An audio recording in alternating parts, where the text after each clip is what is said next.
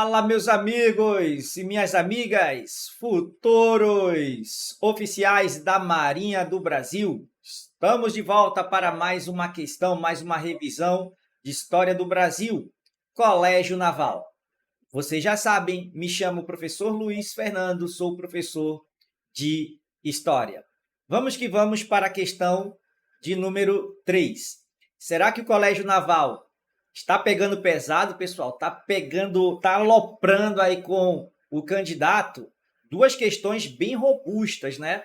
Vamos agora para mais uma questão de número 3. Vamos ver se ela está tranquila ou está bem puxada. Vamos que vamos.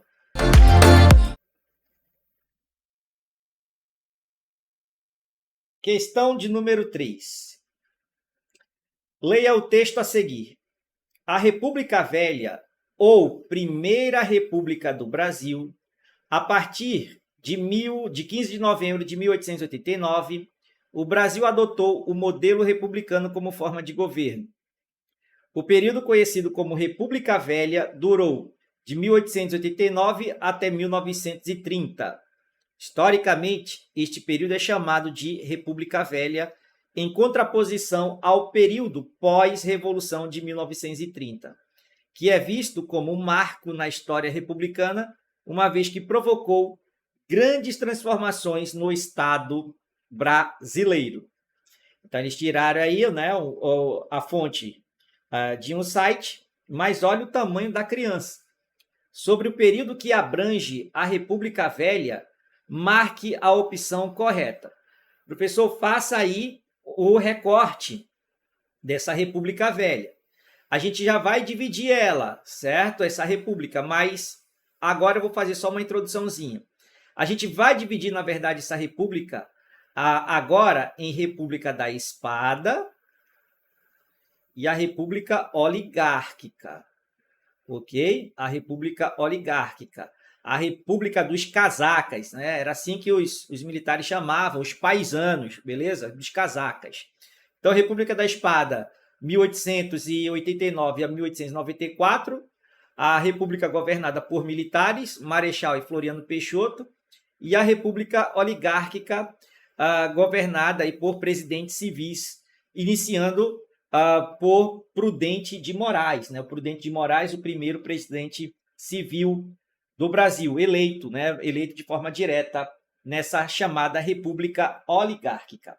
Mas vamos ver o que ele pede aí, ó, sobre a opção correta sobre esse período que abrange a República Velha. Vamos lá. O primeiro período vai de 1889 a 1894, chamado de República do Café com Leite. Foi a fase dominada pelos militares do Rio de Janeiro e de Minas Gerais. Ganhou esse nome porque o Brasil foi governado por dois militares, Marechal Deodoro da Fonseca e Floriano Peixoto, grandes aliados dos cafeicultores e dos produtores de leite. B. Nesta fase, a política econômica dos governos estava alicerçada na emissão de papel moeda, o que acabou gerando grande riqueza, consumo de massa e redução da inflação, devido à grande circulação de dinheiro, reduzindo, inclusive, a dívida pública. Essas ações resolveram o problema da inflação e da estabilidade social para os governantes republicanos. C. A economia brasileira, neste período, esteve ligada à origem de nossa industrialização, desde a chegada da família real, passando pelo período imperial até a República Velha, 1889 e 1930. E a economia brasileira teve forte investimento no setor industrial para mitigar a dependência do bom desempenho de suas exportações, as quais, durante todo o período, restringiam-se a alguns produtos agrícolas sem nenhum processamento. Na letra D, o segundo período vai de 1895 a 1930, chamado de República Oligárquica. Foi o período dominado pela política dos governadores. Essa manobra política entre poder executivo federal e poder executivo estadual garantia a escolha do presidente e a não intervenção nos estados. Foi denominada fase oligárquica, devido em grande parte, a alternância no poder executivo federal ter ocorrido entre os políticos de Minas Gerais e São Paulo. Na letra E, com a proclamação da República, seria necessária uma nova Constituição que fosse republicana, mesmo que a democracia e a representatividade já estavam estabelecidas na Constituição de 1824 como forma de governo, no período entre a proclamação da República e a promulgação da Constituição. O Brasil foi governado provisoriamente por Marechal Deodoro da Fonseca. Tá aí, pessoal. No ano de 2021, né, o examinador do Colégio Naval botou para ferrar no candidato, né, para cansar o candidato na leitura. De certa forma, o assunto não é muito complicado, mas a questão maçante, né, bem pesada aí, é que pôde aí dificultar o candidato naquela época. Mas vamos às informações aqui sobre essa República do Brasil, a nossa República Brasileira, certo? Vamos fazer esse recorte para a gente matar uma questão desse nível na prova agora de 2023. Então, aqui, ó, República Brasileira. Mas vamos fazer o recorte, como o Colégio Naval sempre faz, né? Ele sempre simplifica. Isso aí é até uma ajuda para a gente aqui. Então, 1889 a 1930, tá? A República Velha foi nesse período aí, 1889 a 1930, perfeito? Papel e caneta na mão aí, candidato, futuro marinheiro, futuro oficial da Marinha. E agora, vamos lá. Ó. Aí aqui nós temos, certo? Vamos dividir. República da Espada. República da Espada. Vamos fazer mais um recorte. 1889 a 1894. República da Espada, beleza? Agora vamos lá. Ó. Governo provisório. Governo provisório. Governo provisório. Ele foi chefiado pelo Marechal Deodoro da Fonseca. Então, 1889 a 1891. Então, a gente tem aqui a fase do governo provisório. Quem foi o chefe? O Marechal Deodoro. Vamos botar só aqui, Deodoro. Beleza? Marechal Deodoro. Tá? Ele foi o chefe do governo provisório. Por que provisório, professor? Porque a gente está fazendo a transição da República, ou melhor, do Império para a República. Então, as instituições do Império elas têm que ser desfeitas ou aperfeiçoadas para a introdução de instituições republicanas. Ok? Então, o que acontece durante esse período do governo provisório? Vamos ter o Marechal como chefe e vamos ter a política, a nossa primeira política econômica do Brasil, a política que ficou conhecida como encilhamento. Política do encilhamento. Essa política do encilhamento, ela foi criada aí, foi manobrada, né, pelo Rui Barbosa, que era o ministro da Fazenda da época, Barbosa, ok? Então, o que consistia essa política? Emissão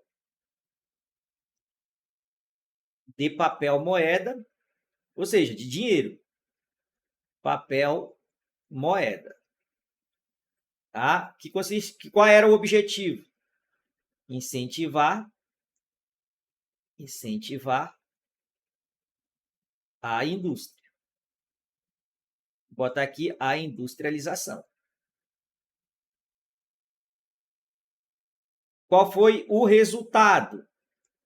Fracasso. Resultado foi um fracasso. Aumento da inflação e do preço dos produtos, alimentos e aluguéis, principalmente. Então, foi um fracasso a política do encilhamento. Beleza? O Brasil ele tinha tradição em ser agrário exportador, mas vez por outra havia o que no nosso país? Né? Uma tentativa de industrializar. No segundo reinado, os nossos surtos industriais, eles foram provocados pelos barões de café. Os barões de café, desde o fim do tráfico negreiro, né, pela Lei Eusébio de Queiroz, eles conseguiram acumular capital, ter reserva de capital e foram ali investindo na indústria, tá? Comércio, construção de ferrovias, por exemplo, mas foi capital privado.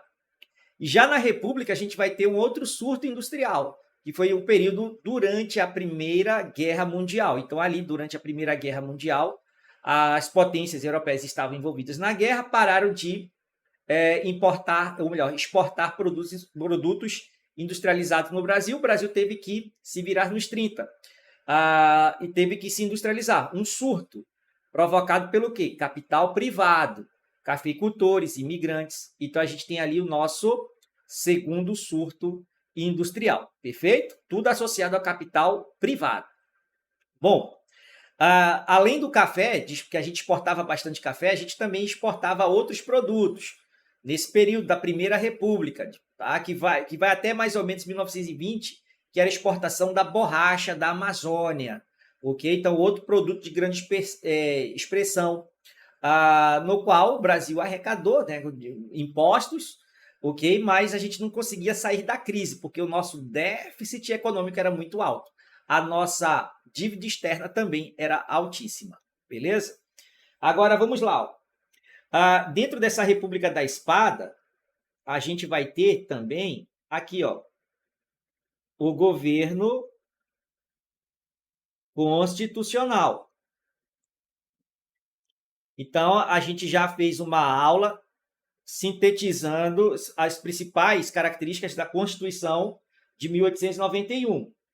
Então, a Constituição, melhor, né, ela determinou que as primeiras eleições diretas só ocorreriam, né, nas eleições futuras. Então, o Marechal Deodoro ele foi eleito pela Assembleia Constituinte presidente do Brasil. E o Marechal Floriano Peixoto foi eleito vice-presidente. Então, eleição indireta do Marechal Deodoro.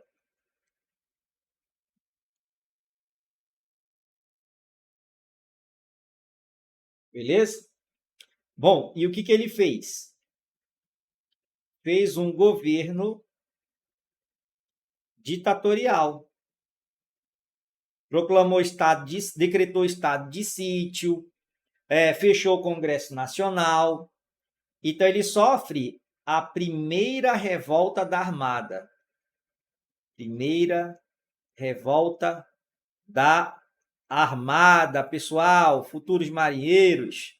Olha só, a Armada, aqui ó, era o termo que designava a Marinha do Brasil, certo? Então, a gente chamava a Marinha do Brasil de Armada Brasileira.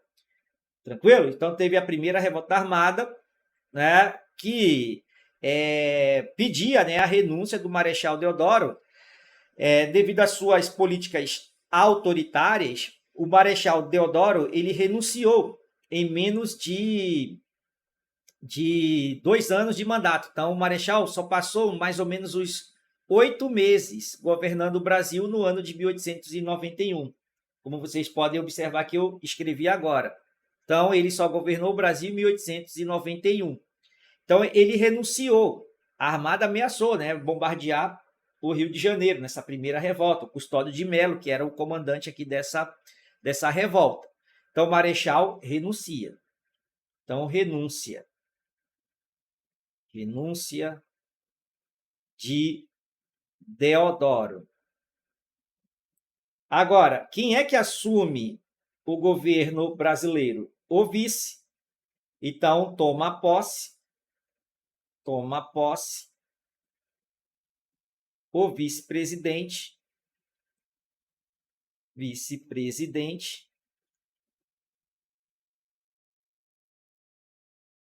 Floriano Peixoto.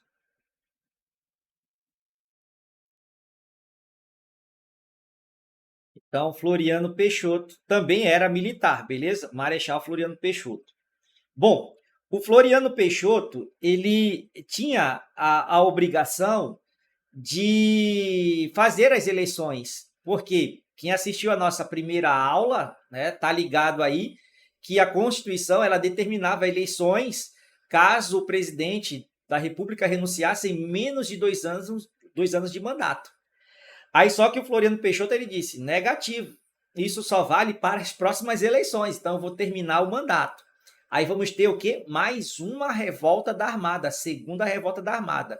Essa sim vai bombardear o Rio de Janeiro, ok? Mas o Floriano Peixoto, ele, né, dá o revide e com a ajuda de tropas, ou seja, da Marinha Internacional, dos Estados Unidos, da Grã-Bretanha, por exemplo, ajuda o Floriano Peixoto a dispersar a revolta da Armada que vai para o Rio Grande do Sul, que lá já estava acontecendo também em 1892, 1893, a revolta federalista. Por que essa revolta federalista no Rio Grande do Sul?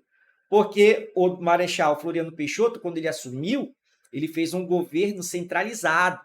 Vocês lembram da ideia do positivismo? Que como é que ele tratava, o pensamento positivista tratava a república? Que tinha que ter um governo forte, centralizado. E o que os federalistas do Rio Grande do Sul queriam? Queriam que autonomia para os estados. Então, o Marechal ele trocou os governadores, né, os presidentes de estado, como eram chamados os governadores na época, por seus aliados. E isso desagradou lá o Rio Grande do Sul, porque um governador lá já estava sendo reeleito várias vezes, entendeu? E aí os caras, não, a gente quer eleições, né, quer o federalismo, quer autonomia. Então, os federalistas iniciam a guerra contra um governador aliado do Floriano Peixoto. Floriano Peixoto manda as tropas legalistas para o Rio Grande do Sul, e essa revolta federalista se estendeu ali até Santa Catarina, mas as tropas federais venceram ali os federalistas do Rio Grande do Sul, beleza? Então esse aí é um resuminho dessas duas revoltas no qual Floriano Peixoto enfrentou. Então vamos que vamos aqui, do governo de Floriano Peixoto. Então vamos lá. Ó. Vamos ter a revolta da Armada, o bombardeio do Rio de Janeiro, revolta da Armada no Rio de Janeiro.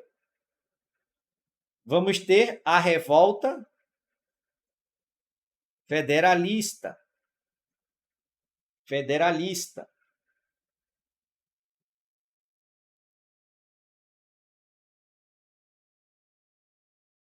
No Rio Grande do Sul.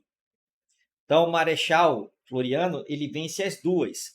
Aí ele ganha a alcunha de Marechal de Ferro. O Marechal de Ferro. Ok? Esse foi o apelido dele. Tem outro também, que alguns historiadores gostam, como o Consolidador da República. O Consolidador da República. Perfeito? Então é isso aí. Em relação à política econômica do governo de Floriano, ele vai, pessoal, reduzir o preço dos aluguéis. Então, a crise do encilhamento, né, a política do encilhamento provocou uma crise enorme no Brasil, entenderam? Então, o que o Floriano faz? Ele reduz o preço da carne e dos aluguéis. Aí, meu irmão, o povo abraçou o Floriano Peixoto. Floriano Peixoto, apesar de não ter feito a eleição, né, lá em 1891, mas ele havia dito, eu vou fazer as eleições, eu irei fazer as eleições, mas só em 1894. Então, as oligarquias, elas, de certa forma, não mexem com o Floriano Peixoto, entendeu? Eles não mexeram com o Floriano Peixoto. Mas isso não quer dizer que eles eram aliados, que tinham o mesmo pensamento. O pensamento econômico dos militares era a indústria. O pensamento dos civis, dos casacas, era a manutenção do Brasil em ser agrário exportador. Então, vamos dizer assim, os civis, os casacas, eles aturaram o Floriano Peixoto. Então, o que ocorre? 1894, eleições. E nessas eleições foi eleito o Prudente de Moraes, o paulista. Prudente de Moraes. Então, Prudente de Moraes, pessoal, foi o primeiro presidente civil eleito do Brasil, representando o quê? As oligarquias cafeeiras de São Paulo, Minas Gerais, Rio de Janeiro. Ok? Então, vamos ter aqui agora, ó, a partir de 1894, vou botar aqui de caneta azul, ó, 1894 a 1930. A famosa República das Oligarquias, a República Velha, a política do café com leite. Então, vamos botar aqui República, vou botar República das Oligarquias, perfeito? Das oligarquias. República das Oligarquias. Então, quais foram as principais características? Vamos lá. São Paulo, produtor de café. Minas Gerais, produtor de café também. Certo? Mas Minas produzia leite, beleza, mas era grande produtor de café também. Essa aliança de São Paulo com Minas tem uma explicação. Qual é essa explicação? São Paulo era o estado mais rico do Brasil e Minas Gerais tinha um maior colégio eleitoral. Ou seja, a maior quantidade de deputados federais que o estado poderia ter era o de Minas Gerais. E então essa aliança vai durar por muito tempo.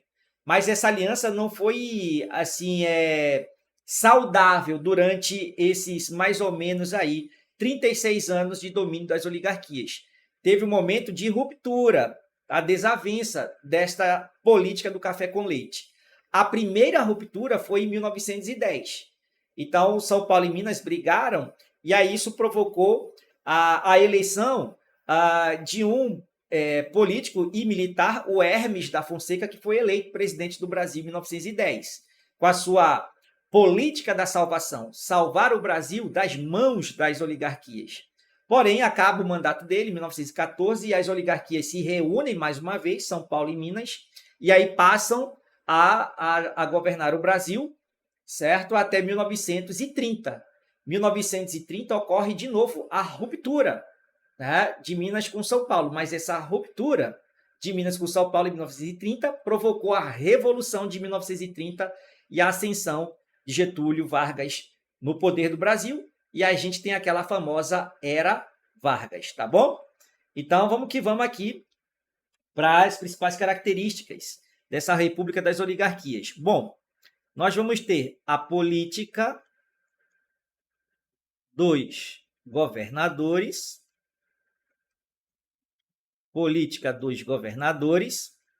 Então, a política dos governadores era uma aliança entre os governos estaduais com o governo federal.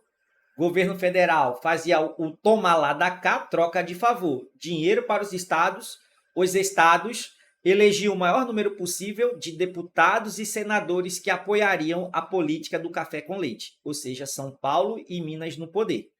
Tá beleza? E quem era que angariava os votos para manter esse sistema funcionando? Eram os coronéis. Então, vamos ter o coronelismo. O coronelismo no Brasil. A compra de voto. Então, nesse período, a Constituição de 1891, ela determinou o voto aberto. E o voto aberto favorecia as fraudes eleitorais, a corrupção. Então, vamos ter o famoso voto de cabresto. Voto de cabresto, beleza? O coronelismo. Tá? Agora, vamos às ações econômicas da República das Oligarquias. Vamos ter o Funding Loan,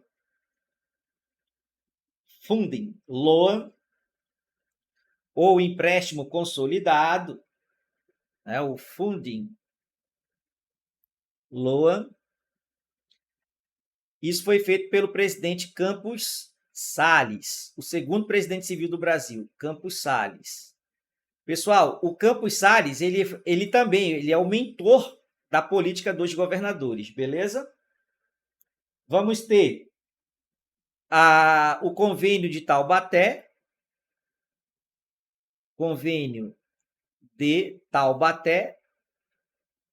que era um convênio econômico feito pelos estados maiores produtores de café do Brasil, São Paulo, Minas Gerais e Rio de Janeiro. Então, o governo federal, em 1906 ali, o Rodrigues Alves, né? Ele, olha, eu não vou participar disso aí, tá? Então, os estados, eles fizeram esse arranjo econômico, que os estados contrairiam empréstimos no estrangeiro, né? Porque a Constituição de 1891, ela autorizava que os estados, os presidentes de estados, fizessem empréstimos no exterior, sem interferência do governo federal. Então, eles pegavam dinheiro emprestado, compravam o café excedente, que eles próprios produziam, né, os governadores, os presidentes dos estados, tá? E depois jogava fora. E quem pagava a conta? Era os brasileiros. Mas depois, né, o presidente da República do Brasil, ele federaliza o convênio de Taubaté. Então, o governo federal passa, né, a comprar o café excedente. Tranquilos? Então, o convênio de Taubaté para proteger, né, o café. Então, era uma defesa ali, uma política protecionista em defesa do café.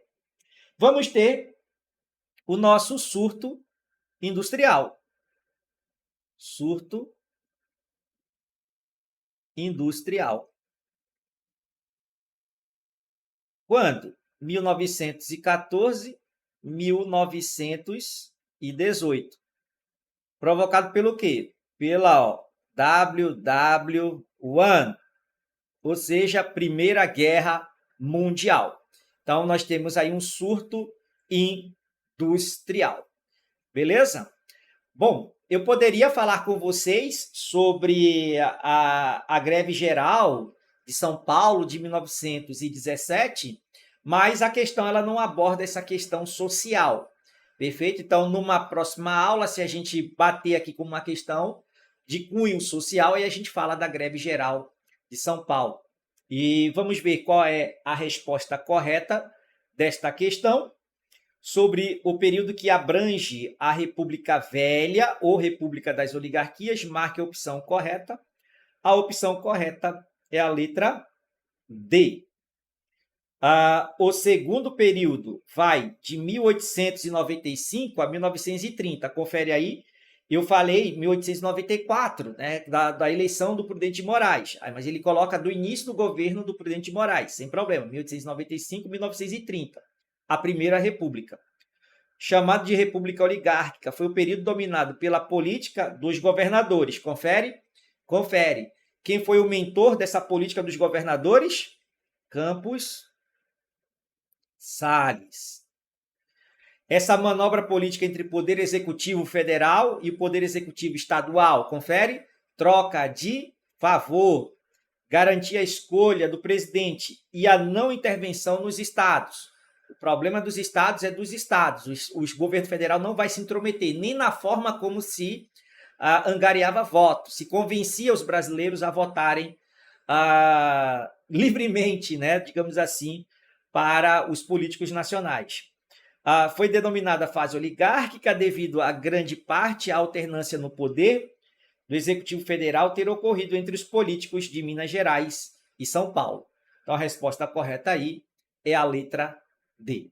Beleza? Então, a gente fica por aqui e se liguem na nossa próxima questão. Grande abraço e até lá!